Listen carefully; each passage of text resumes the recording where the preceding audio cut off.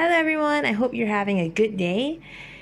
In a couple of videos ago, we showed you how do you actually check in using your MySejahtera app at local premises, restaurants, shops, or etc.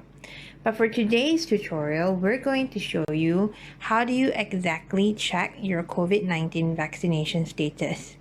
When you come into the MySejahtera homepage, at the top there are 6 different icons.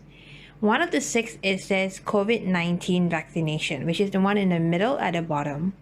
So if you're curious if you actually have an appointment or you want to check the update on your second dose, or if you have completed your vaccination, all you gotta do is click on this button. You would see something that says vaccine for your full name.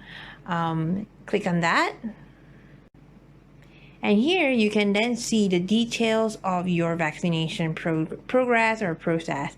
So if you have gotten your first dose, you would be registered here as well. If you have gotten your second dose, or if you have your appointment details sent out, all of it can be found here as well. So this gives you a brief overview as to your vaccination status or your vaccination progress.